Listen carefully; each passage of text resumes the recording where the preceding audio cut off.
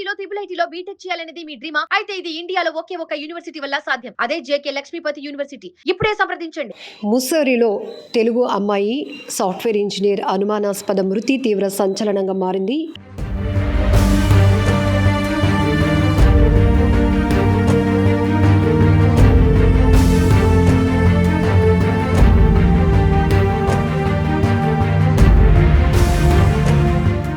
అందులోనూ అమ్మాయి విశాఖపట్నానికి చెందినటువంటి అమ్మాయి రాధా గాయత్రి శ్రీచరణ్కి నవంబర్ 2025 8వ తేదీన చాలా గ్రాండ్గా మ్యారేజ్ జరిగింది. సో ప్రస్తుతం మనమైతే విశాఖ చిన్నముషిడివాడలో ఉన్న వసంత విహార్ దగ్గర ఉన్నాం. సో ఇక్కడే పెళ్ళికి ముందు చాలా ఇష్టంగా అమ్మాయికి చాలా ఈ ఏరియా అంతా కూడా పీస్ఫుల్గా ఉంటుంది, అమ్మ వాళ్ళు ఉండడానికి బాగుంటుంది, మ్యారేజ్ కూడా గ్రాండ్గా చేసుకోవాలి కాబట్టి ముందు ఇల్లు కొనుక్కోవాలని చెప్పి ఇక్కడే చాలా ఇష్టంగా హౌస్ అంటే ఫ్లాట్ తీసుకున్న తర్వాత మ్యారేజ్ కూడా జరిగింది. ఆ రకంగా చూస్తే పెళ్ళికి ముందు అంటే వీళ్ళు వచ్చి కూడా 8 నెలలే అవుతుందంట.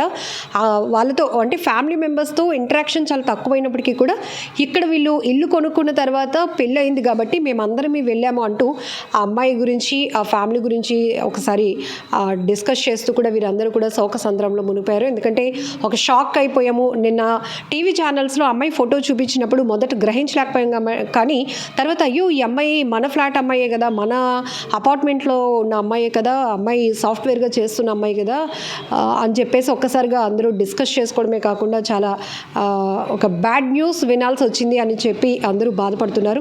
అయితే వీళ్ళిద్దరికీ నవంబర్ 2025లో మ్యారేజ్ జరిగినప్పటికీ ప్రస్తుతానికి రాధా గాయత్రి ఢిల్లీలో ఉంటున్నారు. గురుగ్రామ్లోని ఓ సాఫ్ట్వేర్ కంపెనీలో అమ్మాయి పనిచేస్తోంది.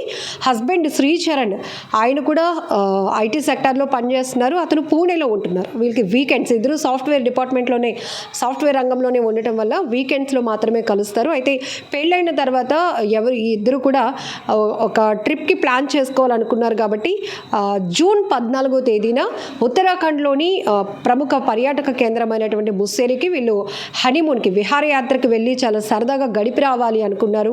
కానీ అంతలోనే తీవ్ర విషాదకరమైనటువంటి వార్త వినాల్సి రావటం ఆ కుటుంబ సభ్యులు ఎవరు కూడా జీర్ణించుకోలేనటువంటి పరిస్థితి. ఈ ఘటన విన్న వెంటనే అంటే ఇలా జరిగింది అని చెప్పలేదు, కానీ పేరెంట్స్కి మీ పాపకి రోడ్ యాక్సిడెంట్ జరిగింది అని చెప్పేసి ఒక ఇన్ఫర్మేషన్ రావటం వల్ల మొదట వాళ్ళ నాన్నగారు వెళ్ళారు, ఆ తర్వాత నిన్న వాళ్ళ మదర్ కూడా వెళ్ళటం జరిగింది. అయితే ఇద్దరి మధ్య ఏమైనా డిస్కషన్ జరిగిందా లేకపోతే ఏంటా అనేది తెలియదు, కానీ జూన్ 14వ తేదీన వీళ్ళు ఒక స్టే హోమ్లో ఉన్నారు.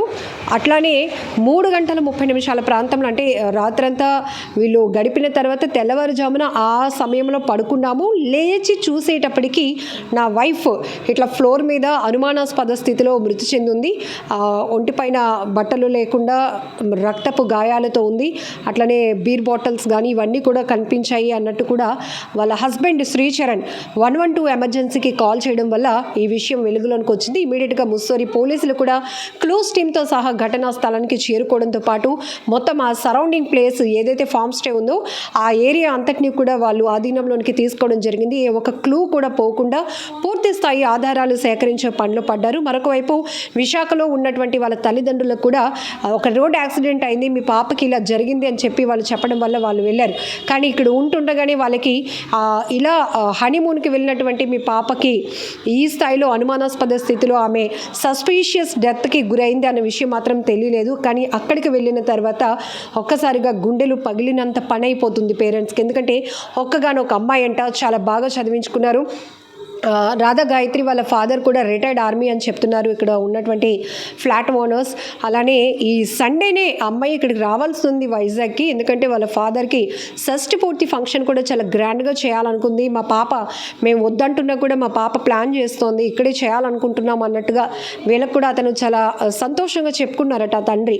కానీ ఇంతలోనే తల్లిదండ్రులు ఈ వయసులో తన కూతుర్ని పోగొట్టుకున్నాము, ఈ స్థితిలో ఆ కూతురి ఆఖరి చూపు ఉంటుంది అని వాళ్ళు ఊహించలేనటువంటి కష్టమైన పరిస్థితి కూడా నెలకొందని చెప్పాలి. ఏదేమైనప్పటికీ కూడా తల్లిదండ్రులకి తన వివాహం తర్వాత కూడా ఒక పీస్ఫుల్ లైఫ్ ఇవ్వాలని అమ్మాయి చాలా ప్లాన్ చేసింది. కానీ ఇప్పుడు ఆ కన్న తల్లిదండ్రులకి పూర్తిగా ఒక్కగానొక కూతురు దూరం అయిపోయిన పరిస్థితి ఉంది. ఇక్కడ ఎవరిని అనుమానించాలన్నది కూడా అర్థం కావటం లేదు. కానీ ఇమీడియట్గా ఆ భర్త ఇచ్చినటువంటి కంప్లైంట్ ఆధారంగా ముస్సోరి పోలీసులు ఘటనా స్థలికి చేరుకోవటం, అసలు క్లూస్ ఏ చిన్న క్లూ కూడా విడిచిపెట్టకుండా ప్రతిదాన్ని కూడా వాళ్ళు విచారణలో భాగంగా తీసుకుంటున్నారు. మరొక వైపు ఇక్కడ ప్రతి ఒక్కరికి అనుమానం కలుగుతోంది, వీళ్ళకి పెళ్ళయి 6 నెలలు అవుతోంది కదా, ఇప్పుడు హనీమూన్కి వెళ్ళటం ఏంటి అంటే ఆ సమయంలో ఒకవేళ ఆ అమ్మాయి పైన ఏమైనా అఘాయిత్యం జరిగి ఉంటే అంత తెలివి లేకుండా అతను పడుకున్నాడా, ఇట్లాంటి రకరకాల డౌట్స్ కూడా వస్తున్నాయి. ఎందుకంటే ఒక నార్మల్ డెత్ అయితే కాదు, సహజ మరణం అయితే కాదు. ఎందుకంటే చాలా రకాల అనుమానాలకు తావిస్తున్నటువంటి మృతిగానే మనం దీన్ని చూడాలి. కాబట్టి ఇదొక తీవ్ర సంచలనం రేకెత్తిస్తున్నటువంటి డెత్గా చూడొచ్చు. అందులోనూ ఒక తెలుగు అమ్మాయి సాఫ్ట్వేర్ విశాఖ లాంటి ప్రాంతం నుంచి వెళ్ళి ఒక చోట ఒక సాఫ్ట్వేర్గా స్థిరపడి తనకంటూ ఒక మంచి లైఫ్ లీడ్ చేస్తోంది. అదే సాఫ్ట్వేర్ రంగంలో ఉన్నటువంటి ఒక వ్యక్తిని కూడా వివాహం చేసుకొని బెటర్ లైఫ్ లీడ్ చేయాలనుకుంది. కానీ ఇంతలోనే అర్ధాంతరంగా ఈ స్థితిలో తనువు చాలించడం అనేది ఎవరు జీర్ణించుకోలేనటువంటి పరిస్థితి. మరొక వైపు తల్లిదండ్రుల్లో ఇలాంటి విషాదకర వార్తలు తీవ్ర భయాందోళనకు గురి చేస్తున్నటువంటి పరిస్థితులు కూడా ఉంటాయి. ఎందుకంటే ఒక ఎంతో కంటికి రెప్పలా చూసుకుంటున్నటువంటి తల్లిదండ్రుల నుంచి అత్తింటికి అంటే మరొక వరుడి చేతిలో, మరొక అబ్బాయి చేతిలో తమ కూతురు లైఫ్ని పెడుతున్నప్పుడు అక్కడ అంతకన్నా బెటర్గా చూసుకోవాలి, అంతకన్నా ప్రేమ పంచేలాగా ఉండాలి, అంతకన్నా మంచి కంఫర్టబుల్ లైఫ్ ఇవ్వాలి అని ప్రతి తల్లిదండ్రులు ఎక్స్పెక్ట్ చేస్తారు. అది ఏ స్థాయి వాళ్ళ అయినా కావచ్చు. కానీ ఇక్కడ ఒక బెటర్ లైఫ్ లీడ్ చేయాల్సినటువంటి కూతురు, ఇంకా చాలా భవిష్యత్తు ఉంది, పెళ్ళై ఏడాది కూడా కాలేదు, నెలలు తిరగక ముందే ఇట్లా విహారయాత్రకు సరదాగా భర్తతో కలిసి గడిపి ఆ క్షణాలు తన లైఫ్ లాంగ్ ఉంచుకోవాల్సినటువంటి ఒక అమ్మాయి అలా విగత జీవిగా పడి ఉండటం, అనేక రకాల అనుమానాలు ఆ మృతి చుట్టూ తిరుగుతూ ఉండటం అనేది చాలా బాధాకరమైన విషయం. ఏదేమైనప్పటికీ కూడా మరికొన్ని గంటల్లో రాధా గాయత్రి అనుమానాస్పద మృతిపై పూర్తి క్లారిటీ వచ్చే అవకాశం ఉంది. అలానే ఆమె మృతదేహాన్ని ఇప్పుడు విశాఖలో ఉంటున్నటువంటి తల్లిదండ్రులు ఇక్కడే ఉంటున్నారు కాబట్టి ఇక్కడికి తీసుకొస్తారా, లేదంటే వాళ్ళ సొంత ఊరికి తీసుకువెళ్తారా, ఇంకా ఎన్ని రోజులు పట్టే అవకాశం ఉంటుంది, ఇవన్నీ కూడా చాలా డౌట్స్ ఎక్స్ప్రెస్ అవుతున్నాయి. మరొక వైపు ప్రస్తుతం ఏదైతే రాధా గాయత్రి వాళ్ళు ఉంటున్నటువంటి వసంత విహార్ చిన్నముషిడివాడ దగ్గర ఉన్నాం, ఇక్కడ ఎవరిని కదిలించినా అయ్యో ఆ అమ్మాయికి అలా జరగటం ఏంటి, చాలా మంచి ఫ్యామిలీ, ఆ పేరెంట్స్ కూడా చాలా డిసిప్లిన్గా ఉంటారు. ఈ బైక్ ఇక్కడ ఉంది చూడండి, సుజుకి బైక్, ఈ బైక్ కూడా తను ఇష్టంగా కొనుక్కుందంట. అయితే తను ఢిల్లీలో ఉంటుంది, గురుగ్రామ్లో జాబ్ రావడం వల్ల ఇంకా బైక్ అక్కడ వేస్ట్గా ఉంటుందని చెప్పి వాళ్ళ డాడీయే కొత్త బైక్ని కూడా తీసుకొచ్చేసారు. ఇవన్నీ కూడా పేరెంట్స్కి ఒక మంచి తీపి జ్ఞాపకాలు. ఎందుకంటే ఇక్కడ చెప్తున్నారు పెద్దవాళ్ళు కూడా, మోస్ట్లీ రిటైర్ అయిన వాళ్ళం ఇక్కడ ఉన్నామమ్మా, ఈ ఏరియా అంతా చాలా ప్రశాంతంగా ఉంటుంది. ఈవెన్ గాయత్రి కూడా ఈ ఇల్లుని తన పెళ్ళికి ముందు ఇది కొనటానికి కారణం కూడా ఇక్కడున్న వాతావరణంలో తమ తల్లిదండ్రులకు ఒక ప్రశాంతమైన లైఫ్ ఇవ్వాలి, ఇది చాలా బాగుంది అని చెప్పి తన ఆలోచన చేసుకుంది.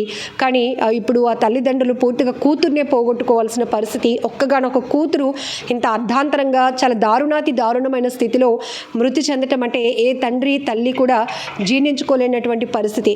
చూడాలి మరి ఇన్ఫర్మేషన్ వచ్చిన వెంటనే పేరెంట్స్ అయితే ముస్సోరికి వెళ్ళారు. పోలీసుల దర్యాప్తులో ఈ మృతి వెనుకతల అసలు వాస్తవాలు ఏంటి, నిజాలు నిగ్గు తేలాల్సి ఉంది.